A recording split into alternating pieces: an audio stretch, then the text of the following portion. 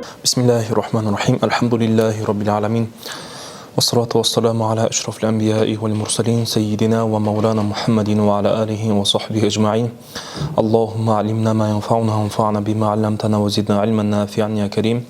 رب اشرح لنا صدورنا ويسر لنا أمورنا واحلل عقدة من ألسنتنا يفقهوا قولنا. بعد، بيان أن مشيئته تعالى تنفذ وأنه لا راد لقضائه وأنه لا معقب لحكمه. Азыркы өтө турган темабыз Алла Тааланын каалоосу өтөт. Алла Тааланын каалоосу гана болот. Анан Алла Тааланын чыгарган чечимин эч ким кайтара албайт. Анан эч бир нерсе кечиктире албайт. Алла Тааланын өкүмүн кечиктирип кылбайт. Ла муаккиба деген мааниси ла муаххиру ли хукмихи. Qawluhu wa kullu shay'in wa kullu shay'in. Сиздикинде шей бекен же куллун экен? Куллун яжри. Wa kullu shay деген эле. Wa kullu shay'in yajri bi qudratihi wa mashi'atihi. Жол болса, ва куллун яжри, муну неме кылсак болот? Куллун яжри деп туруп, неме кылсак болот? Муптада би кудратихи каинун деп туруп хабар кылабыз да. Куллун яжри би кудратихи ва машиатихи. Демек ошол бул аламда болуп аткан нерсе, бул Алла Тааланын кудрети менен, машиаты менен, Алла Тааланын каалоосу менен гана болот дейт. Я'lam анна кулла хадифин би ирадатихи ва машиатихи ва кудратихи. Ар бир нерсе, жаралган нерсе бул не менен болот дейт? Алла Тааланын ирадасы менен, каалоосу менен, кудрети менен болот дейт. Хайран кана ау шарран. Мейли жакшылык болсун же жамандык болсун, айында ахли суннати вал жамаа, бул ахли сунна вал жамаанын масабы ушундай. Кала Таала: "Астагфиру билlah, валлаху халакакум ва ма та'малун." Ай ва амалакум мутлакан. Алла Таала силерди жаратты, жана силердин жалпы эле кандай амалдар болсун, афалдар иттирори болсун, же болбосо ихтияри болсун, бардыгы эмне экен? Алла Тааланын жаратканы болот экен. Ва кала Таала: "Халиқу кулли шей ва фи'л абди шей, фаякуну халиқуху дарурatan." Демек Алла Таала бүт нерсени жаратуучу деп атат да, нерсе деп атат. Бардык нерсени жаратуучу.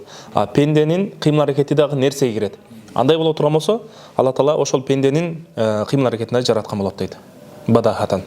Ва кала Таала: "Кул куллум мин индиллах." Бүт бардык нерсе бул Алла Таала тараптан. Алла Тааланын жаратуусу менен болот, каалоосу менен болот деп атат. وروى مسلم في صحيحه عن عمر بن الخطاب رضي الله عنه قال: "بينما نحن عند رسول الله صلى الله عليه وسلم." Пайгамбар саллаллаху алейхи жанна отурган кезибизде "Иттала алейна рajulun шадиду баяди фияб ila qawlihi."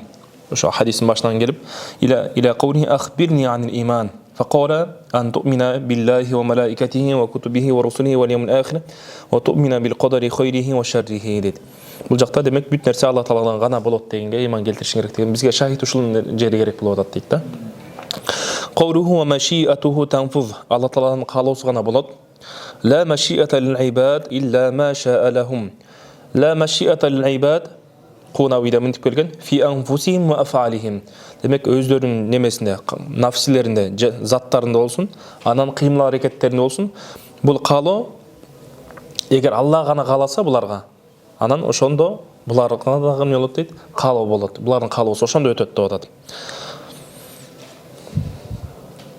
Эгер бул немени, эгер зохир маанини алып карай турган болсок, мындай болуп калышы мүмкүн. Анда демек Алла Таала мисал үчүн лиман шаа минкум ай ястаким деген аятта келгендей, ким эгерде мустаким болууну кааласа деп келет да аяттын башындачы.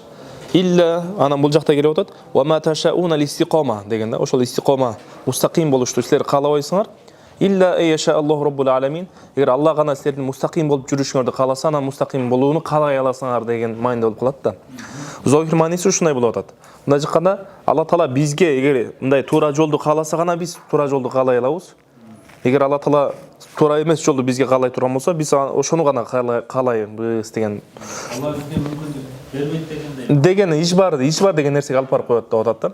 Ошого шейх Нидон ушул жерге жакшы жооп берген. Мындай деп: ولعله يقودك الوهم إلى أن الإنسان بهذا يكون مجبورا غير مختار. Адам баласы ушул аятта алып карай турган болсоң, бул мажбур экен, анын эч кандай бир ихтияры жок деп ойлоп калышы мүмкүн. Не себептен? Ли адами хуружи ан машиятил бари таала. Анткени Алла Таала эмне деп атат? Сен машиятыңдагы Алла Таала машиятына байланыштуу деп атат да. Зохир мааниси ушундай болуп атат. Вал жавап, биз кантип жооп беребиз десе айтып атат: أن الله تعالى شاء مشيئة العبد وفق اختيار العبد كما علمه منه في الأزل. Алла Таала эзелтеден эле бул адамга ихтияр берилгенде аны кандай жолго колдонот, ошонусун билген да, билип туруп ошол ихтияр берилгенде кандай нерсени кааламак эле, ошол ихтиярын кайсы туура жолго колдонмок беле же туура эмес жолго колдонмок беле, ошонун негизинде Алла Таала каалап койгон. Алла Таала эзелтеден билген бул ошол туура жолду тандашын. Анан ошону каалаганда эмненин негизинде каалап атат, бирок бул нерсе бул жактагы пенденин ихтияры биринчи орунда турат деп атат да. Пенденин ихтиярыны Алла Таала кандай кылып билген болсо, ошондой кылып каалаган болуп атат. Алла Тааланын билүүсү несине жараша болуп атат? Анын өзү ихтиярды кантип тандайт, ошого жараша билет Алла Таала. Туура жолго колдонобу же туура эмес жолго колдонобу Алла Таала билет. Демек Алла Тааланын билген нерсеси эч качан өзгөрбөйт да. Демек ошол негизинде Алла Таала эмне кылып атат? Каалап атат. Демек Алла Таала биздин андай боло турмусу жыйынтык мындай болуп калып атат. Демек Алла Таала силерге ошол силердин каалаган нерсеңерди каалап атат деген мааниде болуп калат. Силерге ихтиярын бергенде кайсы нерсени каалайтыңар эле ошону каалайт деген мааниде болуп калат. Ошонтон айтат: "Вал жаваб анна Аллах Таала ша'a маши'ат al-'abdi wafqa ikhtiyar al-'abd kama 'alimahu minhu fil azal, fa sha'a Allahu Taala fi'l al-'abd wa ikhtiyarahu fil azali fala jabra" дейт. Алла Таала эзелтеден эле ошол пенденин кыймыл аракетин неме каалаган, анан ошол эзелтеден эле анын ихтиярын каалаган, билип туруп, илимдин негизинде каалаган деп атат да. Wa mashi'atuhu tanfudu la mashi'ata lil-'ibad illa ma sha'a lahum. Fama sha'a kana wa ma lam yasha' lam yakun. Демек Алла Таала кайсы нерсени каалай турган болсо, муну дагы жанагы шейх Нидолдун тафсири боюнча, эгер адам баласы каалаган нерсени каалай турган болсо, ихтияры менен боло турган болсо, ошол нерсе болот. Wa ma lam yasha' lam yakun дейт. Liqawlihi ta'ala эмне үчүн муну айтып атабыз десе, далили wa ma tasha'una illa ay yasha Allahu rabbul alamin. Демек Алла Таала каалаган нерсе гана болот деп атат.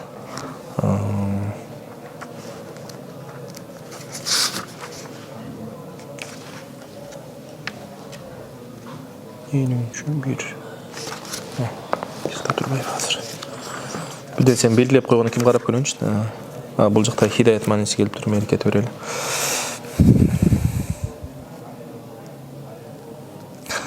Бул жакта шейх мындай бир немени истинбат кылып неме кылган экен. Ха хуна амрони дейт. Бул айткан немеде эки нерсе бар дейт. Биринчи ал-аввал ал-мурад бил машия ал-ирадатул илахия.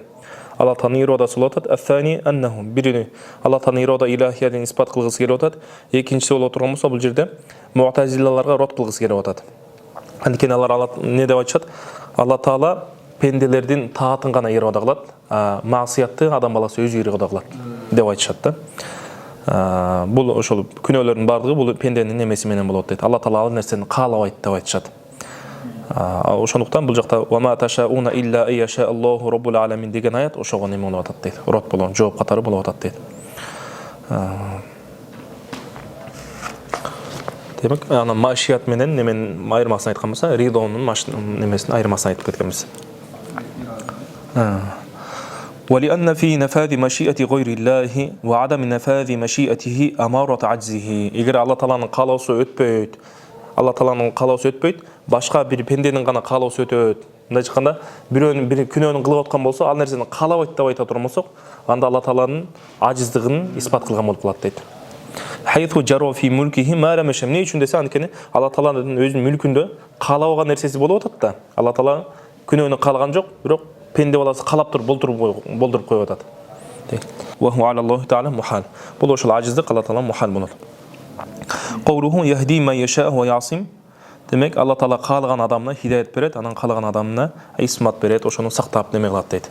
Эми билебиз, негизи жалпысынан исматтын лугави мааниси бар, тилдик мааниси бар, анан исрахи мааниси бар. Лугави мааниси жөн эле хифз деген, мутлакул хифз деген. Анан берки исрахи мааниси боло турган болсо, хифзуллахи таала баватина ал-анбия ва завахирахум. Пендел неме пайгамбарлар, бул негизи бул исмат бул жерде келгенде немеге хоос гана болот. Пайгамбарларга гана хоос болот. Мындай деп келет: хифзуллахи таала баватинахум ва завахирахум мин ат-талаббуси биманхин анху. Демек манхи болгон нерседен ошол сырткы немесин дагы, сыртын дагы, ичин дагы Алла Тааланы сактаган дейт. Валау нахия карахатин. Карахат боло турган болсо да. Ошондон неме кылган? Валау халатат туфулати дейт. жаш кезінде болсын, пайғамбарларға чейин, пайғамбардан кейін деле болсын дейді. Неме болбойт дейді. Анан бул жакта дагы шейх айтып отыр. Жана ошондой хилафул аула дагы болбойт. Жана хилафул аулалардагы алардан келип чыкпайт дейді. Эгерде сүрөтүнө мындай зохирин алып карай турган болсо, хилафул аула же болбосо ошого бир маасиятка далалат кыла турган нерселер келип кыла турган болсо, бул ташрия үчүн болот дейт. Аны мындай шариаттын бир немеси көрсөткүчү катары болот дейт. Өздөрү кылгандыктан эмес дейт. Анан бирок бул жакта исматтын мааниси лугавый мааниси.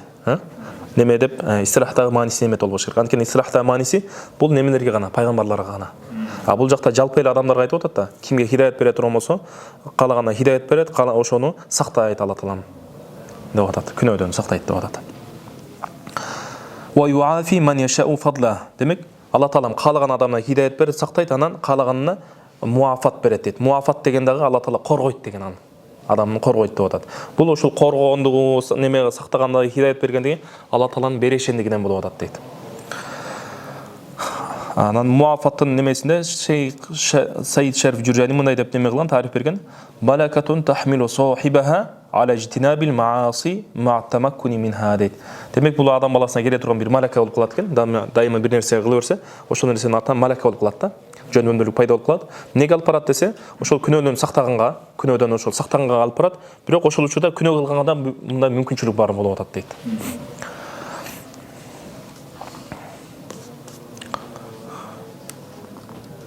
Демек бул жакта яхди ма яша деген мааниси биздин немебизде яхлукул хидаята деген болот да, хидаятты жаратып берет. Ва юдиллу ма яша ва яхдул ва ябтали ман яша аддан. Демек Алла Таала каалагана туура жолдон адаштырат, каалаганын хизлан кылат, махзур кылат. Анан каалаганын сынайт, бул аддеттүүлүк менен болот. Бирок бул дагы аддеттүүлүк менен болот да. Хизландын мааниси тарку нусро. Жардам бербей коет Алла Таала. Ва ябтали бишшарри ман яшада, каалаган адамын ошол жамандык менен сынайт дейт, аддеттүүлүк менен. Ва куллухум мутақаллибуна фи машиятихи. Демек адамдардын бардыгы, пенделердин бардыгы бүттүк абалдарында Алла Тааланын каалоосунда болот дейт. Байна фадлихи ва аддихи. Демек же Алла Тааланын каалоо немесинде болот, берешендигинде болот, же болбосо Алла Тааланын аддеттүүлүк кылган мамилесинде болот дейт. بين بهذا الكلام أن العباد لا يستحقون على الله وجوب مراعاة الأصلح. Демек, бул деген ошол жанагы немелерге жооп болуп атат. Муътазилаларга жооп болуп атат. Демек, рият солах вал аслах деген нерсе аларда бар. Кайсы нерседе солах боло турган болсо ал нерсени кылыш керек, кайсы нерседе аслах боло турган болсо анда солахты таштап аслахты кылыш керек деп неме кылат. Аллахка милдет бар. Аллах Таалага милдетти деп айтышат. Асын карап коюңуздар, тезирээк окуп коебуз мындай эле. Вужубу солах ва вужубул аслах мин мабадиил муътазила. Негизги карманган принциптерден ва я'нуна бис солах ма qabala al fasad. Солах дегенден фасадтын мукалбинде фасад боло турган болсо. Кал иман фи муқабалатил куфри ва сиххати фи муқабалатил марад. Эгерде бирөө жарымда марат менен сихха боло турган болсо, сихханы караш керек экен. Иман болсо, иман менен куфр болсо, иманды каалаш керек экен дейт. Фалау кана хунака амрани ахадума фихи салахул абди кадхулихи аль-жанна вал ахару фихи фасадуху кадхулихи ан-нар ваджаба аля Аллахи фи замихим ан яф'ала ма фихи салахул абди ва yudkhilahu al-janna дейт. Бешке киргизиш керек экен. Ва я'нуна бил аслах ма yuqabilu as-salah дейт. Ка-thawаби била таклифин фи муқабалати ас-thawab ма ат-таклиф дейт. Демек, таклифсиз эле сооп бериш бул үчүн аслах болуп атат. Тиги деле солах болуп атат. Бирок ал деле жакшы, бирок мул жакшыраак деп атат да. Кыйнабастан туруп сооп берүү деп атат. فإذا تعارض أمران أحدهما صلاح للعبد ككونه في الجنة والآخر أصلح ككونه في أعلاها. Бер жагында эле экинчи бештин жогорку жагында болушу неме болуп кала турган болсо, карама каршы болуп кала турган болсо, ваджаба аля Аллахи фи замихим ан юдхилаху а'лаха мураатан лима хува аслах лаху. Та'ала Аллаху амма яқулуна улуван кабира. Ла юс'алу амма яф'алу ва хум юс'алун ва ла яджибу алейхи шей. Демек эч нерсе важип болбойт. Анан бул жерде Шейх Саад Тафтазани шархлап коюп айтып атат: "Ва ма хува аслах лил абди фалайса залика биwajibin ala Аллах таала." Алла таалага важип эмес. Насафияда келип атат. "Ва илля" деп Шейх Тафтазани айтып атат. "Ва илля лама халакал кафирал фақирал муаззаба фид дуnya вал ахира." Андай боло турган болсо, эгерде салах менен аслахты неме эске алыш, ошону аткарыш важип боло турган болсо, анда Алла таала бул дүйнөдө өтө азаптала турган, капыр болуп атат экинчисине, кедей болуп атат, эки дүйнөдө тең кыйналган болуп атат да. Бул дүйнөдө факырлыктын себебинен кыйналып атат, азапталып атат, акыретте барганда куфрлук себебинен азапталып атат да. Андайды жаратпаш керек эле деп атат. Бирок Алла Таала нерсени жаратып атат да дейт. Валама кана лаху миннатун алал ибад. Андай боло турган болсо Алла Таалага важип болгон нерсесин аткарыш керек да. Важип болгон нерсесине эч ким адам ла важиба ла шукра алал важип дегендей. Важип нерсени кылганда мактоого, шүгүргө неме татуаш керек эле дейт. Бул жакта эмне болуп атат? Айтып атат: "Валама кана лаху миннатун алал ибад." Миллет кылбаш керек, миннаты жок болуш керек эле. Васихук шукр, васихук шукрин фил хидаяти. Хидаят берүүдө Алла Таала шүгүргөн татуаш керек эле. Ва ифадати анва'ил хайрат. Буларды дагы жакшылыктарды берүүдө. Эмне үчүн десе, ликауни адаанил важиб. Анткени важиптери аткарып атат да, дейт. Булардын эмеси менен жүрө турган болсок. Так, анан айтып атат: "Так, валама кана имтинануллахи аля наби саллаллаху алейхи ва саллям фауqa имтинанихи аля аби жахил." Лаанахуллах. Андай боло турган болсо эмне болот дейт? Алла Тааланын ошол жанагы берешендиги мындай чыккан миннаты, пайгамбарыбызга кылган миннаты тигиге караганда жогору болбош керек эле деп атат. Экөөнө тең эмне болгон болот? Экөөнө тең важип болгон өзүндөгү нерсени кылып атат дейт да. Бирок андай кылган жок. Алла Таала ар бир пайгамбарыбызга имтинан кылып атат. إذ فعل بكل منهما إذ إنمس إذ فعل بكل منهما غاية مقدوره من الأصلح. Анткени эмне дейт? Алла Таала аларга өзүнүн болгон немесин күчүн колунан келишинче нерсени кылып берди деп атат. Анткени булардын мазхабында эмне кылат? Алла Таала кайсы нерсени неме кыла турган болсо, анда бул ошол Алла Таалага кайсыр аслахка күч кудурети жете турган болсо ошол нерсени кылыш важип болот дейт да. Бул жакта андай боло турган болсо эмне? Пайгамбарыбыз саллаллаху алейхи ва салламга берген неаматтарына көбүрөөк имтинан кылбаш керек эле дейт анда. Экөөнө тең милдет болуп атат да.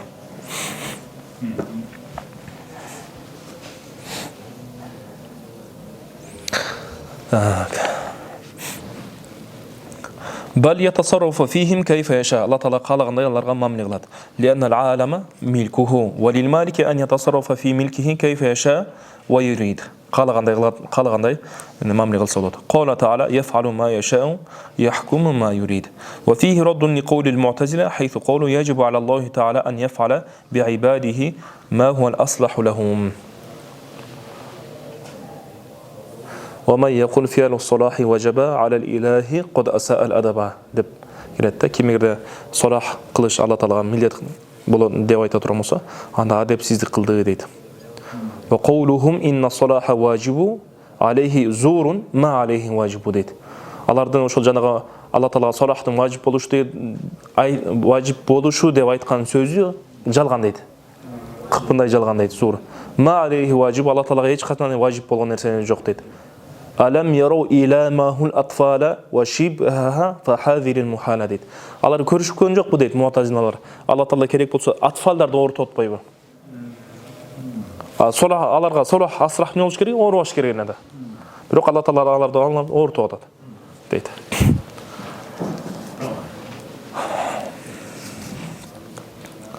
ومما يرد قولهم ما صرح في كثير من الآيات بالإدلال.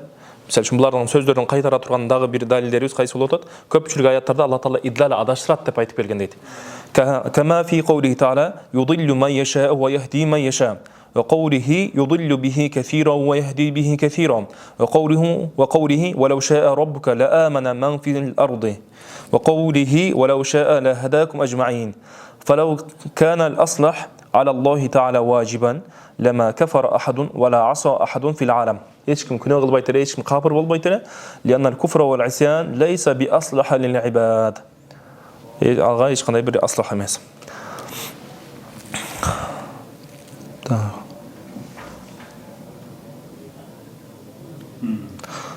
Бұл жақта шейх Рамадан Бутидің немесін қарап қойылым. Юдиллу ма яша ва яхди ма яша дегенде мындай деп айтып бір.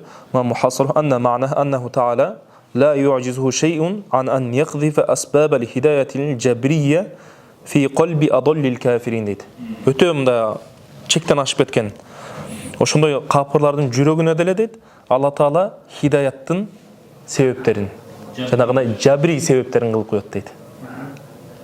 Туруп, мисалы үчүн бирөө жарым барат туруп, сиз айткандай машинасы бузулуп кала турган болсо, ошондой кылып. Демек, бұл нәрсені Алла Таала қаласа қылады деп отады. Wa an yaqdhifa asbab ad-dalalati fi qalbi aslihi ibadihi al-mu'minin. Lakinnahu subhanahu wa ta'ala kataba ala nafsihi an la yudilla min an-nas wa la yahdiya illa man ta'arrada li asbab kullin deydi. Алла Таала өзіне қандай қылып милдет қылып қойған? Егер ким ошондой себептерди кыла турган болсо, жакшылыктын себептерин кылса, ошону гана хидаятка баштайт. Жамандыктын себебин кыла турган болсо, ошону гана туура жолдон адаштырат деп атат да.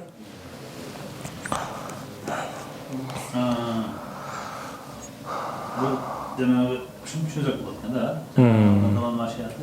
Эмеге чейин. Өзүнө алганга чейин. Ошондой деп неме кылсак болот. Жол болсо, мисал үчүн ошол жерде бул себептери кылды деп атпайбы? Себептерин, мисал үчүн бир адам бир күнөө кылганга ниет кылып баратат, бирок буга чейин хидаяттын бир жакшы бир себептерин кылып койгон. Ошону менен неме болуп кетип атат. Сакталып кетип атат. Алла Тааланын берешендиги кенен. Атасынын дуасы.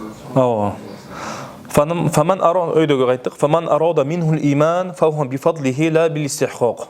Демек, Алла Тааланын немеси менен болуп атат. Берешендиги менен болуп атат. Ал өзү татыктуу болгондуктан эмес. Ошондо жана Пайгамбар хадисте айтат го, эч кимге ошол бейишке кире албайсыңар. Алла Таала даже мен да кире албайм. Алла Таала рахматына бөлөсө гана кирейм деп атат да.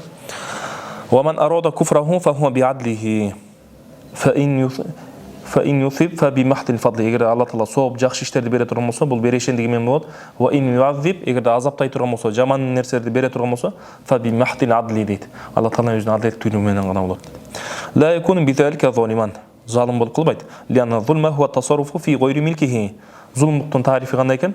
Демек, башка бирөөнүн немесине барып кирип кете турган болсо, ошонусуна барып кирише турган болсо, ошону зулм деп коет дейт. Wa huwa mutasarrifun fi milkihi. Алла Таала өзүнүн мүлкүндө эле иштерди кылып атат.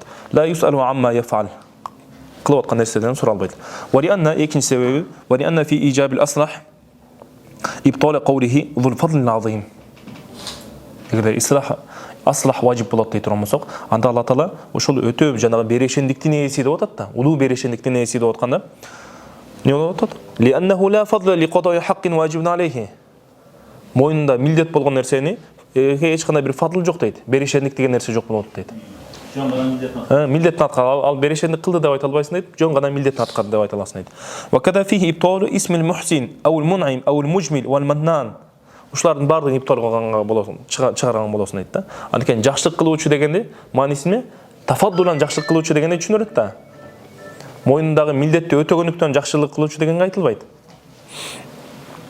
إذ لا إحسان ولا إفضال ولا منة لأداء ما هو واجب عليه. Мойнундагы милдетти аткарууда эч кандай бир ифдол ихсан деген нерсе жок. Маннандын маанisi al-mu'ti al-ghamir al-ata. Өтө көп нерсени берүүчүнү маннан деп коет. Qawluhu wa la radda li qada'ihi la wa la mu'aqqiba li hukmihi. Алла Тааланын чыгарган чечимин qada'ihi al-mubram. Ошол мубрам болгон неме кадасын эч ким неме кылбайт. Кайтара албайт. Вала муақиба ли хукмихи, жана ошондой эле аны эч ким неме кылып өзгөртө албайт. Кечиктире албайт. Буйрук чыгарган нерсесин. Арада би хада qadaa at-takwin alladhi la yaqtulu al-ibadu ala raddihi дейт. Бул жактан имам Тахавинен максат кылып атат десе, qadaa al-mubram деген максат qadaa at-takwинден максат кылып атат. Qadaa at-takwинден мубрамды максат кылып атат. Qadaa мубрамды. Алла Таала бир нерсени бекем чечип кое турган болсо, аны эч ким өзгөртө албайт деген манда. Лианна фи радди qada'ihi исбат аджзихи ва ху мухалун. Эгер аны кайтара турган болсо, анда аны аджиздиктин аджиздикти исбат кылып койгон болот. Бул мухал болуп калат дейт. Бул жакта Шейх Шанар айтып атат: "Ялам аннал qadaa ala qismayni." Qadaa эки түрдө болот дейт. Биринчиси мубрам ва huwa ma sammahu huna bi qada'i at-takwin. La radda li qada'ihi дегенден максат некен? Qadaa al-mubram максат кылынып атат. Qadaa at-takwin же mubram. Wa huwa ghayru qabilin lit-takhalluf abadan. Эч качан өзгөрбөйт деп атат. Кандай болсо, чечкен болсо ошондой болот. Wa mu'allaqun ala amrin yujadu bi wujudihi wa yantafi bi intifaihi. Демек, бир нерсеге байланат деп атат. Бирок Шейх Нидон бизде келип не кылып айтат? Бизде эч кандай неме деген qadaa mu'allaq деген нерсе жок дейт. Жөн гана адамдардын немесине караганда ошого муаллактай болушу мүмкүн. Бирок Алла Тааланын чечими бир эле дейт. Ошондуктан бул жакта да шейх айтып атат: "Ва инқисамул қадо иля мубрамин ва муаллақин ظاهر بحسب اللوح المحفوظ والكتابة التي تقبل التغيير والتبديل" дейт. Демек, лаухул махфузга алып карай турмусак, анткени лаухул махфузда кээ бир нерсе жазылып, кайра өчүрүлөт да, ошол тарабынан гана биз бөлүп атабыз дейт. Болбосо эгер илим тарабынан алып карай турмусак, шейх Нидол айткандай эмне болот? Бир эле каза болот, бир эле кодо болот да. Ал ошол эзелтеден кандай нерсе билген болсо, ошентип чыгарган да Алла Таала. Бир эле кодо болот. Мубрам муаллак дебейбиз. Болгон лаухул махфузда дагы ошол өзгөрүп аткан нерсе дагы бул эзелтеден тиякта неме болгон да, мубрамда бар нерсе. أما من حيث إن الله تعالى علم حصول المعلق عليه أو عدم حصوله эми кайын муалтарыптан алып карай турмусак, ошол муаллак алейхи деген шарттын, мисалы үчүн эгер мындай кылсаң өмүрүң узарат деген болуп атат да, ошол муаллак алейхи шарттын болушун билүү же болбосо шарттын болбошун билүү тарабынан алып карай турмусак, анда бүт нерсе Алла Тааланын алдында мубрам болот дейт. Бүт нерсени бирдей билген, өзгөрүп кет. Мындай айтканда, өзгөрүп кеткенге чейин бир билип, өзгөрүп кеткенден бир билген эмес дейт. Бардыгын бирдей кылып билген. Биз үчүн болуп атат да. Лаухул махфуздагы нерсе. Жанагы неме дейт? Намаз окусаң сооласың. Намаз оку, эгерде жан "Ман арада ан юбсата лаху фи ризқихи ва ан юнсалаху фи ажалихи фальясил рахимаху" деген хадисте келгендей. Неме тугандык мамилесин оңдосун, өмүрүн узурун калай, узарышын калай турган болсо, же болбосо неме кыла турган болсо, ырыскы кең болушун, көбөйүшүн каласа. Аны да галымдар не деп айтат? Береке деп айтышат. Бул жакта өсүп көбөйүп кетет. Бул 60ка чейин жашаш керек эле. Жакшылык кылган үчүн 65ке көтөрүлүп кетти деген эмес. 60 эле жашайт, болгон берекелүү өмүр, берекелүү ырыскы болот. Вал кадау юзкар ва юраду бихил хукм вал амру вал фа'л. Кодо деген нерсе айтылат, кээде андан эме максат кылынат экен, хукм максат кылынат экен, буйрук максат кылынат экен, анан бир нерсени кылуу дагы максат кылынат экен. Буга далил мисал үчүн немеге алып келе турган болсок, хукмда фaqti ma anta qadin деген аятта. Хукм маанисинде болот атат да, faqti ma anta qad дегенде.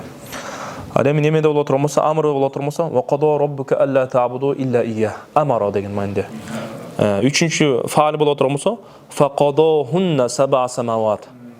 Демек Алла Таала аларды эмне кылып, 7 асман кылып жаратты асманды деп атат да аларды. Ва тaqib at-ta'khir. Истигине таахур бекен же таахир бекен? Таахир. Вала муақиба ли хукмихи ай ла муаххирун лима қадаху. Алла Таала буйрган нерсени, чечкен нерсени эч ким кечиктире албайт. Лианна наса куллухум мақхуруна тахта қахрихи ва жабарутихи, фала яқтиру ахадун ала залика. Қаулуху вала галиба ли амрихи. Эч бир нерсе Алла Тааланын өкүмүнүн үстөмдүгү анын үстүнөн чыга албайт дейт. Юхтамал ан юрада бил амри ат-таквин. Бул жакта амрдан максат эмне болушу мүмкүн? Таквин максат болушу мүмкүн. Биринчи قال تعالى إنما قولنا لشيء إذا أردناه أن نقول له كن فيكون. Демек муну эч ким өзгөртө албайт деген мааниде болот да. وفيه نفي الربوبية عن غيره وإثبات الوحدانية له ويحتمل أن يراد بالأمر القضاء. Бул жакта قضاء деген неме амрдан максат لا غالب لأمره деген ли таквинихи же болсо не экен? Ли قضائه деген мааниде болот. فيكون معناه لا يقضي عليه أحد قهرا. بيرو جارم كلمة üstüne hüküm çıkarbayt. لأنه الواحد القهار. قوله آمنا بذلك كله وأيقنا أن كل من عنده. Жоғарыда айтылған нәрсенің барлығына иман келтірдік тағы. Ошонун бардыгы Алла Таала тараптан экендигине якын кылдык дейт. Ай саддакна би жами'i ма тaqaddam. Фатакуну al-ишарatu bi qawlihi zalika деген сөзү неге ишарат болот? Иля жами'i ма сабаqa зикруху. Буга чейинки айтылган бардык нерсесине айтылат. Ва фи зикрил иqani ba'dahu. Эми бул имандан кийин иши немени айтып аткандыгы, иқон дегенде айтып аткандыгы, мында эмне бар дейт? Ишаратун иля аннал имана бима сабаqa лейса бит-тaqlid al-mahdi. Иман деп эле айтып кое турган болсо, бул жакта анда биз таклид кылып иман келтирдик деген болушу мүмкүн да. Анан ошону эмнени айткысы келип атат? Бул жакта жөн эле таклид кылып эле биз бул нерсеге иман келтирип аткан жокпуз дейт. Бал бид-далаил as-sam'iyyati wal-barahin al-aqliyati. Ошол күчтүү далил, самай далилдер менен, күчтүү акылый далилдер менен иман келтирип атабыз. Илман якинан ла я'тарихи шак. Анткени биз илимге не деп тариф бердик эле?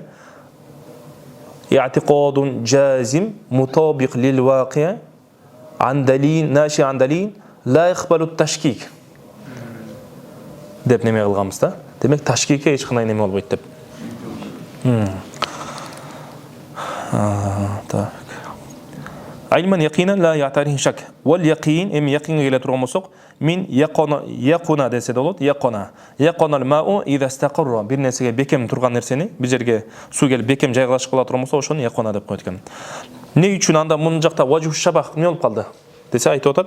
لأن العلم الثابت بالاستدلال يسمى يقينا لثبوته واستقراره. Алем биздин бул жакта якинибиз ошондон алынып атат дейт да. Эмне үчүн якин деп калды? Анткени бул ошол далил менен сабит болуп атат да. Далил менен сабит болгон нерсе бекем турат дейт.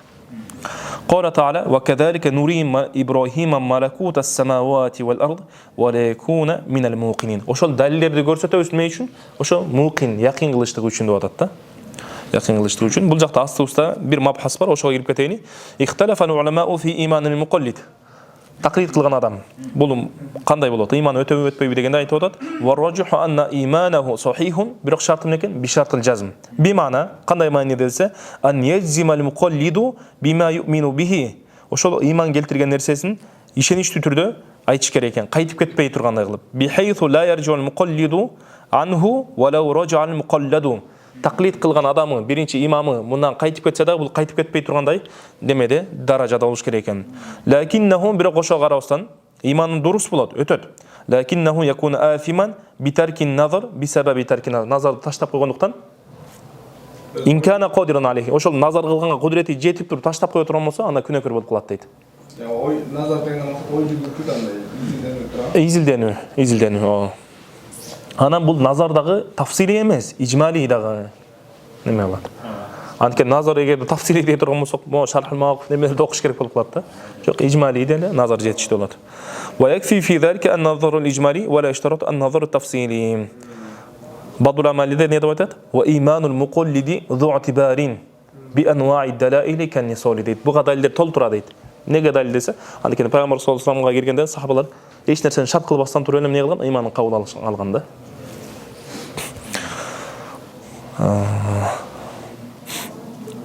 Саммаху муқинан. Не үчүн Ибрахим алейхиссалам муқим деп атап атат десе, ли хусулил илми лаху ага келип атат, били истидлали минал маснуи ала сании.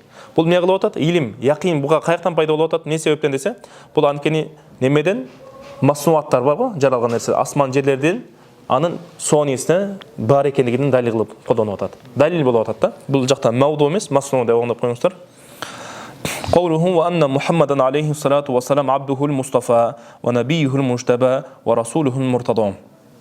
Ана нем бул жакта негизи пайгамбарлардын ортосунда, наби менен расулдун ортосунда кээбиркилер фарк кылат. Бул жакта ошону айтып кеткен экиде.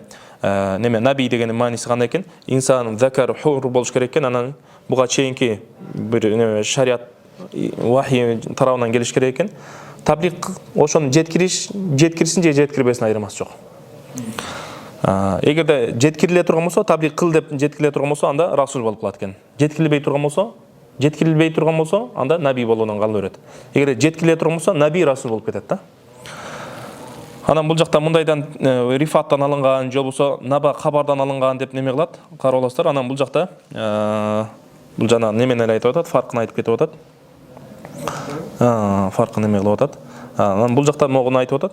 Мулла ал-Каури немеде айткан экен? Имам Абу Ханифанын зохир каламы наби менен расул экөө бир эле деп айткан. Ибн Хумам айткандай. Бирок жумхурлары эмне кылып атат? Расул ахос теги набиден караганда наби аам болот деп неме кылышкан экен.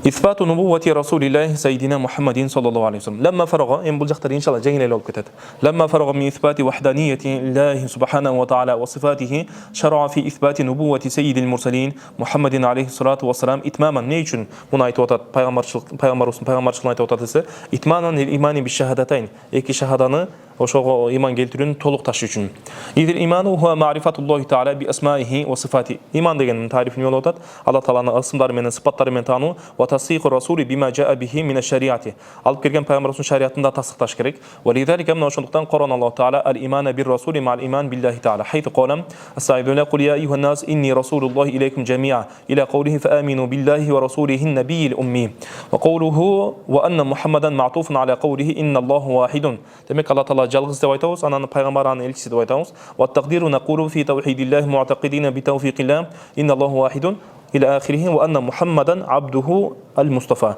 Ila khta waqaybusa ila akhirih tawqibus. وإنما قدم وصفه بالعبودية عبده ورسوله دوتات نيشن عبد برينش أيتوتات تسه على وصفه بالنبوة دفعا للشبهة العارضة للناس адамдарға келе тұрған ошол шубхатты кетириш үчүн. Кайсы учурда келет десең, айында зухул муъжизат ал-харикати лил-ада аллати ю'жазу анха.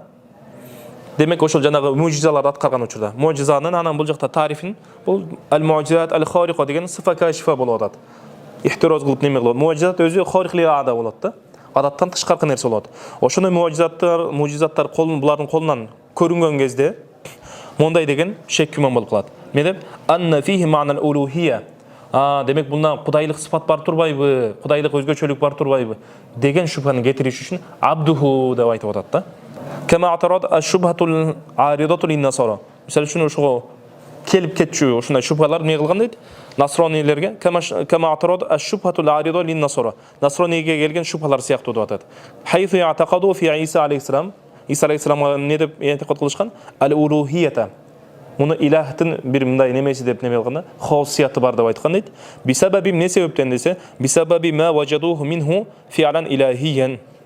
Мисалы үчүн Кудайга таандык болгон кыймыл аракеттерди, иштерди көргөн. Кандай десе, мин ихя'ил маута, өлүктөрдү тирилтип койгон, ва иброил акмах деген мааниси сокур болуп төлөлгөн, туаса сокур болуп төлөлгөндөрдү дагы көзүн көрө турган кылып койгон. Вал аброс жана пес, ошондой ооруларды дагы неме дарлаган. Ва кана ула аятихи ат-такаллумаху фил махди.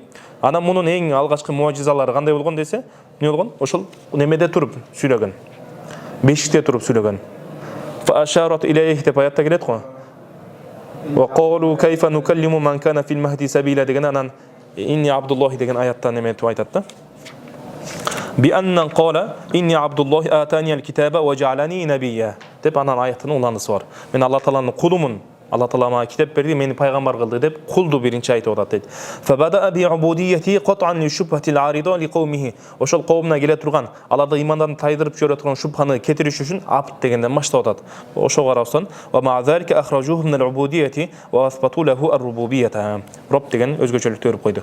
Ва лин наби саллаллаху алейхи ва салlam mu'jizatun bahiratun wa bayinatun zahiratun mazkuratun fi dalail an-nubuwwa. Демек бир нече деген неме муъжизалары бар. Ана муъжизанын тарифи мо экиде турат. Амрун язхару би хилафил ада. Адаттан тышкаркы болгон нерсе. Ала яди муддаи нубува. Ошол пайгамбарлыкты мен пайгамбармын деп келген учурда. Бирок качан десе, айында тахаддил мункирина. Ошол бирөөлөр кана сен чындан эле пайгамбарсың, көрсөтчү колуңан эмне келет дегенде, ошондо келип неме кылат дейт. Бирок кандай кылып чыгарат десе, айтып атат, көрсөтөт десе, ала вajhin yu'jizul munkirina anil ityani bimithlihi. Алып келе албай тургандай кылып, алсыратып кое тургандай кылып неме кылат дейт. Ошондо кылып көрсөтүш керек экен.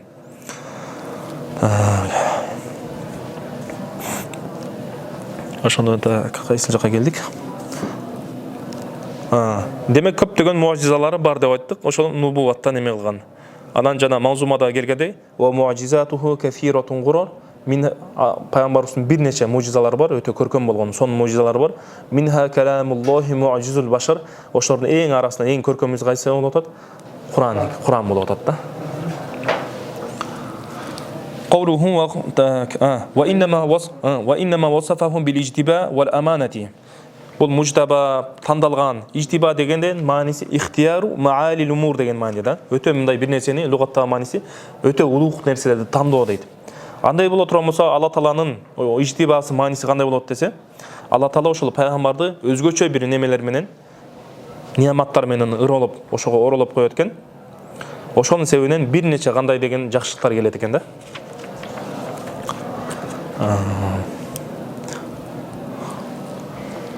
Вал аманати. Анан бул жакта аманат деп неме кылып, аманат деген кайсы жакта келди?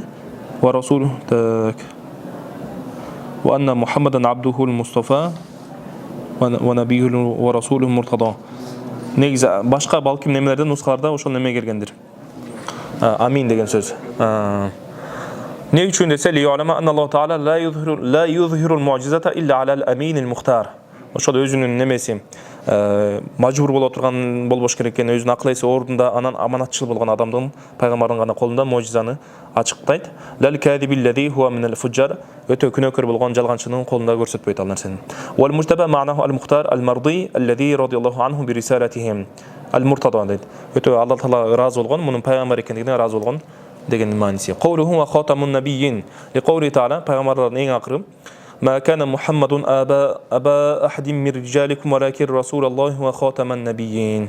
Демек эч кимдин атасы болгон эмес, бирок пайгамбарыбыз болгон, Алланын элчиси болгон, пайгамбарлардын акыры болгон дейт.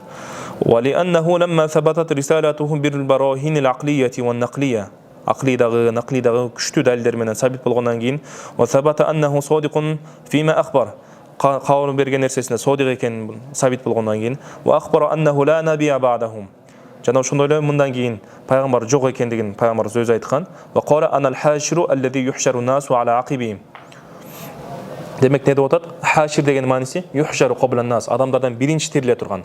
Анан адамдар мунун артынан тирилет деген мааниде. Анан бул жерде бирок далалат бир аз зохир болбой калат. Башка немерде ва khutiма biyan nabiyuna деген сөздөр келе турган болсо, анан же болбосо لا نبي بعدي деген, мисалы үчүн сахихайнда келгенде لا نبي بعدي деген сөздөр келе турган болсо, ошол неге далил болот экен? Далла аннаху хатамул анбия деген. Пайгамбарлардын хатамы мөрү, акыркысы дегенге далил болот. Qawluhu wa imamul atqiya, тақвалардын имамы. Лианнахум не үчүн десе, лианнаху буиса бит-тақва ани-ширки вал-мааси. Ширктен дагы маасилерден алыс болуу, ошол алыс болуу тақвалыгы менен жөнөтүлгөн. Фал-анбияу муттақухумул муттақун, пайгамбарлар мына ушулар муттақин, чыныгы муттақилер ушулар. Ва хуа имамухум, анан пайгамбарыбыз аларындагы эмеси болот атат, имам болот атат. Фаякуну имамал атқия, жалпы эле башкаларында имам болот. Ва лианнаху амма бин-набийин, пайгамбарларга имам болгон, ва хум атқияу, алар тақва болуп турса деле имам болгон. Фа хуа имамул муттақин, анда жыйынтык эмне болот? Муттақиндердин имамы деген нерсе болот. Анан бул жакта неме Шейх Майдани тафсил бойдоо деген неме кылып накыл кылып келген, тақванын 3 немеси. Тақванын лугаттагы мааниси мындай, истилахта неме лугаттагы мааниси өтө мындай бекем сактанууну, ашыкча сактанууну тақва деп коет экен. Фарту сыяна деп коет. Өтө ашыкча сактанууну тақва деп коет экен. Ал эми истилахтагы мааниси исмун лима яқи нафсаху амма ядурруху фил ахирати. Демек акыретте зыян берип кое турган нерседен сактануусу, ошону не деп коет экен? Тақвалык деп коет экен. Анан дагы мунун бир нече даражасы бар экен. 3 этабы бар экен, 3 даражасы бар экен. Биринчиси эмне экен? Ошол ширктен түбөлүктүү азапка калтыруучу ширктен неме кылуу, тақва болуп сактануу деген. Сактануу дедик да, ошондон алыс болуп сактануу экен. Экинчиси боло турган болсо, неме күнөөлөрдөн сактануу. Аны ошо күнөөгө батырып кое турган бир нерсени кыл десе кылбай кое турган болсо, кылба десе кылып кое турган болсо, керек болсо согойлерден да сактана турган болсо, ошонун тақвалык деп коет экен. Ошол тақвалык согойлерден дагы сактаныштыгы бизди тақва десе, бул киши тақва дейбиз го. Биз ошонун маанисин максат кылабыз дейт. А үчүнчү тақвалык бар, уже ал олуйлардын даражасына ылайыктуу дейт. Ал кандай дегенде айтып атат: "Ан ятаназзаха амма яшгулу сирраху анил хак." Алла Тааладан бүткүл түпкүлүгүн, сырын Алла Тааладан, ички дүйнөсүн Алла Тааладан алыстатып кое турган нерседен сактануу дейт да. Ошону сактануу. Ва татабаддал илейхи сараируху. Анан эмне болуш керек экен? Мунун ички дүйнөсү бүт Алла Таалага берилип үзүлүштүгү дейт. Демек ушул тақвалыгы ва хуа тақвал хақиқи ал-матлуб би қаулихи таала иттақуллаха хаққа туқатихи дегенден ушун максат кылынат дейт. Акысындай талаптагыдай тақвалык кылыла деген мааниси ошол экен. Демек бүт ички дүйнөңдү Алла Тааладан алыс кылып кое турган нерседен алыс болуп, Алла Таалага толук үзүлүү дейт да. Кудайым баарыбызды ошондой даражага жеткирсин иншалла. Ва саййидул мурсалин, мурсалиндердин саййиди. Лианнаху сабата бил ахбар аннаху таала аннаху қала ана саййиду валади адам. Бул ошондой неме кылат. Анан бул жакта дагы Шейх Тафтазани бул жакта яатират кылат. Бул важу талала бул жакта пайгамбарыбыздын саййиди экендигине неме кылбайт. Болгону анын балдарынын саййиди экендигине неме болот, далил болот. Бирок Адам алейхиссаламдан авдол экендигин неме кылбайт дейт, испат кылбайт деп айтат да. Испат кылбайт деп айтат. Анан ошол жерде жанагы Шейх неме Фархари Нибросто мындай деп айтат. Бул жакта тааддуб үчүн айтылып аткан болушу мүмкүн. Атасынан дагы өзүнүн неме атасы урматтоо максатта айтып аткан болушу мүмкүн. Бул биринчи немеси болуп атат. Анткени эмне? Мисалы үчүн кебирки Ибрахим алейхиссалам, Муса алейхиссаламдан, Адам алейхиссаламдан авдал болот атпайбы? Буну билген дейт. Болгону ошол Адам алейхиссаламды ата деп урматтап койгон дейт. Ошол бир ыктымалы бар дейт. Экинчиси ошол бул жактан неме валади Адам дегенден жалпы эле жинс адам баласын максат кылынат дейт. Адам баласынан дегенди максат кылынат дейт. Бирок андан дагы эгер ушинтип биз жооп берип атпайбыз, андан дагы жакшырагы жанагы берки неме башка бир хадистер келген неме Адаму аман сиваху тахта ливаи деген хадисте. Адамдагы андан башка пайгамбарлардын бардыгы менин неме байрак астында болот. Мына ушул пайгамбарыбыздын бүт неме пайгамбарлардан улуг экендигин испат кылып берет деп айтат да. Анан бирок бул жерде биз дайыма эле валади деп окуйбуз го. Шейх Ниброз неме Фархари Ниброзда вулди деп неме кылган. Жамы ошол болот деп айтат. Ана сайиду валади Адам деген бүт жерде валад деп окуйбуз го. Анан тигил жерде ошентип айтат да. Бул вулд бидоммилва жаму валад деп айтат да. Валадтын жамы дейт.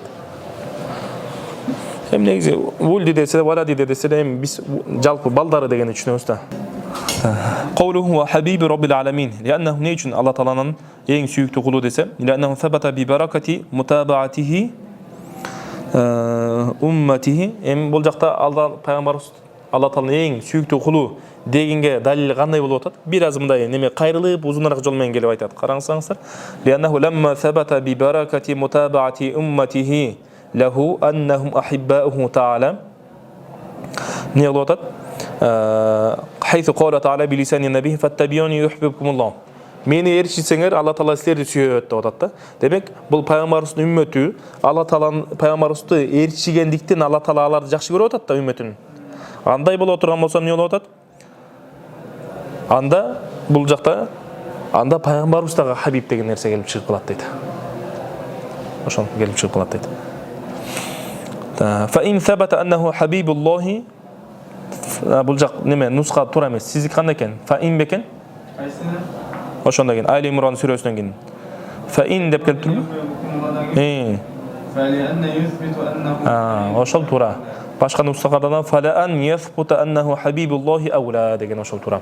Демек булар пайгамбарыбызды эрчигендиктен бул ахиббауху болуп атпайбы? Алла Тааланын сүйгөнкөмдөрү болуп атат да. Демек пайгамбарыбыздын үммөтү Алла Таалага эмне себептен жагып атат? Пайгамбарыбызга эрчигендиктен. Андай боло турмаса пайгамбарыбыздын васитасы менен неме этип аткандан кийин берки неме васито зат өзү пайгамбарыбыз өзү минбабин аула хабиб деп атат да. Ошону айтып атат. وقد روي عن ابن عباس رضي الله عنهما أنه جلس ذات يوم بجماعة من الصحابة. جول بس باشا نسخة أنه جلس ذات يوم جماعة من الصحابة يتذاكرون. Ушундай кылсак дагы неме болот. Демек, сахабалардын бир топ адамдары келип не кылган? Өз ара музакара кылып аткан. Фасамия хадисахум ан-наби саллаллаху алейхи вассалам. Пайгамбарыбыз келип алардын сөзүн угуп калган. Факала баадухум не деп айтып атат? Ажабан, таң калыштуу, карачы дейт. Инналлаху тахада Ибрахима халила. Өзүнө неме кылып, кандос кылып алды дейт. Ва кала ахар, мада би а'жаба мин калами Муса. Калламаху таклима. Өзү сүйлөдү деп атат. Ва кала ахар фа Иса калиматуллахи ва рухуху. Демек, Алла Таала Иса алейхиссалам Алла Тааланын сөзү менен жаралып атат. Алла Тааланын өзгөчө жараткан руху. Өзгөчө Алла Тааланын руху эмес, Алла Тааланын өзгөчө жараткан руху деп түшүнөбүз бул жерде. Анан эмне үчүн Алла Таала муну кебиркилер айтат экен да? Эмне үчүн Алла Тааланын калимасы деп аталып калды десе, Алла Таала өзгөчө Иса алейхиссаламды кун деген сөзү менен өзгөчөлөп жараткан деп айтышат дейт. Бул жакта бир нече дагы немелер бар. Ва кала ахар Адам мустафахуллах. Алла Таала Адам алейхиссаламды өзү тандаган дейт. Фа хаража наби саллаллаху алейхи вассалам Алла пайгамбарлардын сөзүн угуп мындай деп атат. Фа кала сами'ту каламакум ва ажабакум анна Ибрахима халилуллах ва хува кадалика чындан эле Алла ошондой. Ва Муса нажиллах. Муса алейхиссалам Алла Тааланын менен сырдашы болуп атат да. Ва хува кадалика ва Иса рухуху ва калиматуху ва хува кадалика ва Адам мустафахуллах ва хува кадалика ала ва ана хабибуллах ва ла фахр. Демек, бул жакта Алла Тааланын мен эң сүйүктүү кулуммун деп атат. Вала фахр. Бул деген эмне дейт? Aqulu zalika. Бунун мааниси эмне деп атат? Aqulu zalika tafakhuran. La tafakhuran. La aqulu zalika tafakhuran, bal tahadduthan bi ni'matillahi ta'ala alayya. Алла Тааланын мага берген неаматын айтуу максатта айтып атам. Муну мактангандыктан эмес дейт. Сыймыктануу иретинде айтып атам дейт. Ва ана хамилу ливаил хамди яумал қияма. Қиямат күні ошол мактоо, мен мактайм деп атат да пайгамбар. Алла таала мен мактайм деп атат. Вала фахр. Мында да мактанган жокмун. Ва аввалу ман юхаррику халaqatal janna. Эң биринчи келип ошол жаннаттын немесин эшигин такылдаткан мен болом дейт. Фа юфтахи ли фаадхулуха. Адам мага эшик ачат да мен биринчи кирем. Ва маи фуқарау уммати. Анан менен кимдер кирет дейт? Үммөтүмдүн кедейлери, кембагаллары кирет. Ва ана акрамул аввалина вал ахирин. Эң неме кадыр бар тусумун. Вала фахр адаму ва ман дунаху тахта ливаи яумал қияма. Мына ушул жерде. Демек, Адам алейхиссаламдан башкасы дагы менин алдында, менин байрагым алдында болот. Ва ана аввалун наси хуруджан иза бу'иту. Алар тирилгенде мен эң биринчи мен чыгам. Ва ана қоидухум иза вафаду. Алар ошол махшарга келгенде мен алардын башчысы болом. Ва ана хатибухум иза ансату. Унчукпай калган учурда мен алардын аттан сүйлөйм деп атат. Ва ана мусташфаухум иза хубису. Алар ошол махшар майданына карманып калган учурда менден келип шафаат сурайт. Мына ошол шафаатул узма ошолда. Шафаатул узма деген ошол. Ва ана мубашширухум иза яису. Үмүт үзүлүп калганда мен аларды сүйүнчүлүп неме насренесин көтөрөм. Вал мафати ал караму вал мафатиху бияди. Бардыгы менин колумда. Ва ана акраму вулди адам ала рабби вала фахр. Демек мен эң ошол адам баласынын эң немеси урматтуусумун. Бул мактанып айтып аткан жокмун дейт бул нерсени. Qawluhu wa kullu da'wa nubuwatin ba'da nubuwatihi faghayun wa hawa. Пайгамбарыбыздан кейін келген бүт ошол жанагы пайгамбарчылыкта даават кылуу, ошол неме идdia кылуу, мен пайгамбармын деп айтуу, бул ошол адаштуу. Гойгун деген долал деген. Өтө мындай жахилдик деген, өтө жахилдик. Ошого алып барып, ошол даавага алып барып кое турган өтө чоң жахилдик дейт. Хава деген ошол хава нафсин аммаратин бису дейт. Ошол жанагы жаманчылыкка бул немете турган нафсин калоосу. Не үчүн десе, لأنه ثبت بالنص القطعي أنه خاتم النبيين وأنه لا نبي بعده فمن ادعى النبوة بعده فهو تكذيب النص القطعي فيكون غيا ضلال باط يقال غوى يغوي غويا إذا سلك خلاف طريق رشد تيتر ترمس جل تندول ترمزان. قال تعالى قد تبين رشد من الغي أي قد ظهر الهدى من الضلالة والإيمان من الكفر والحق من الباطل. والهوى عبارة عن شهوة النفس وميلها إلى الباطل. Demek ошол нафстын шахваты батылга оосу ошол хава деп коет экен. Qala ta'ala wa nahanna nafsa 'anil hawa fatakunu tilka ad-da'wa sadiratan 'an hawa an-nafs la 'an dalilin fatakunu batilan. Qawluhu fa huwa al-mab'uthu ila 'amati al-jinni wa kafati al-wara. Пайгамбарыбыз ошол акыйкат менен эмне кылган периштелерге, немелерге, жиндерге анан жалпы немелерге адамзатка жөнөлтүлгөн. Fa huwa rasulul thaqalayn. Amma dalilu 'ala annahu mab'uthun ila kafati al-ins адамдардын барлығына жөнөтүлгөн дегенине далил. Фақаулу таала кул я юханнас инни расулуллахи илейкум жамиа. Ва қаулуху ва ма арсалнака илля кафатан линнаси башира ва надира. Фабатара бихаза заму ман қала минал яхуд иннаху расулун ила ал-араби фақат. деген сөзү жалганга чыгарып калды. Ва амма далилу ала аннаху маб'уthun ila 'amati al-jinni faqawluhu ta'ala قل أوحي إلي أنه استمع نفر من الجن فقالوا إنا سمعنا قرآنا عجبا يهدي إلى الرشد فآمنا به ولن نشرك بربنا أحدا. أنا أيقظ إلى قوله وأنا لما سمعنا الهدى آمنا به деген. Ошол жерде бизге. وقوله بالحق демек маб'уth بالحق болот. Акыйкат менен жөнөтүлгөн вал худа хидаят мен ван нури вад дия. الباء في قوله بالحق متعلق بقوله فهو مبعوث دمك بالحق деген маб'усқа متعلق болот والتقدير وهو المبعوث بالحق والهدى демек акыйкат менен хидаят менен жөнөтүлгөн لأجله ушул хидаят акыйкат үчүн خلقت السماوات والأرض демек асмандар жерлер ошон үчүн жаратылган وهو الدلالة على وحدانية الصانع демек булардын баардыгы эмне болуп атат Алла Тааланын жалгыз экендигине дагы далил болуп берет. Ва хуа далалату ала вахданияти сони вал инқият ошого атып болот. Демек булардын азыркы айткан асмандардын жердин баардыгы жаралыштыгы Алла Тааланын жалгыз экендигине далил болот. Жана ошондой эле ошол амыр Алла Таала буйруй турган болсо, нахилар турган болсо ага баш ийиш керек. Вал ба'фи ба'дал фана өлгөндөн кийин тирилүүгө ишениш керек. Вал жазаи фи дарил бақо деген ошол акыретте жаза бар дегенге неме далил болот дейт. Ошол айтылгандардын баардыгы. ويحتمل أن يكون المراد بالحق يبقى حقا مقصد الحق الذي لله على العباد من الشرائع والفرائض والواجبات وما لبعضهم على بعض. Демек бул жакта хак деген мааниси дин деп койсок болот жана жогорку мааниде. Эми экинчи мааниси ошол Алла Тааланын пенделердин моюнда болгон акысы, пенделердин бири-бирине болгон акысын өтөгүлө деген мааниде жөнөтүлгөн дейт. Wal huda em bul jaqta hidayatul manisi ad-dalalatul musilatu ila al-maqsud. Бул жерде эме дейт? Ошол бир хидayat максатка жеткирүүчү далалат. Мында жакана хидayat болсо эле максатка жетип калат деген болот да. Бидалили вуқу'i далалати фи муқабалатихи дейт. Анан эмне үчүн далили ушул далалату ила al-maqsud деген эмне хидayat маниси ушул болуп атат десе, анткени бул жакта неме далалат бул жакта мукабилинде колдонуп атат дейт. Qala Allah Taala ulaika allazina yashtaru ad-dalalata bil huda деген болуп атат. Хидаятты тура жолдо жүрүштү, эмне кылды? Хидayat неме далалатка алмаштырып алды дейт. وقيل معنى الهدى البيان أي المبعوث لبيان طريق الحق للخلق حقيقة жолун неме адамдарга баянда деп жөнөтүлгөн. قال تعالى وإنك لا تهدي إلى صراط مستقيم. Анда бул жактан эмне الدلالة إلى ما يوصل إلى المطلوب да. Жана الدلالة الموصلة إلى المطلوب боло турган болсо, бул жактан эмне болот экен? Ошол жанагы максатка жетип бара турган жолго көрсөтүү болуп калат экен.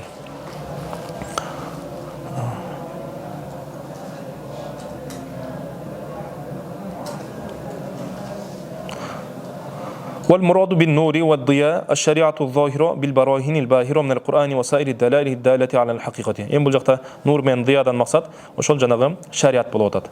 Эмне менен неме ачыкталган десе, өтө күчтүү болгон далилдер менен, Кур'ан менен, жалпы ошол акрий болсун, акрий кебирки далилдер менен. Ва важу ташбих байна нури вал Кур'ани захирун. Эконун ортосунда эмне үчүн Кур'анды нурга окшоштуруп атат десе, эконун ортосунда важу шабах белгилүү эле. Мин хайсул ихтида бихи. Эконда тең Кур'ан менен да хидаятты табасың, нур менен да жарык менен да тура жол табасың. Ва нуру дау кулли мудиин. Сте муди бекен? Ошо мудиди. Маанан эмес муди. Дау деген нерсе мудидин нуру деп болот дейт. Ар бир жарык болгон нерсенин жарыгы нур деп коет экен. Ва хува нақиду зулмати. Алем нур деген нерсе бул ошол зулматтын тетири болуп атат. Вал идаату алем идаатка келе турмосок фарту ал инара. Демек нурдан да өтө мындай жарык болгон нерсени идаат дыя деп коет экен. Фа якуну дау аблага минан нур. Дау нурдан караганда да күчтүүрөөк болот.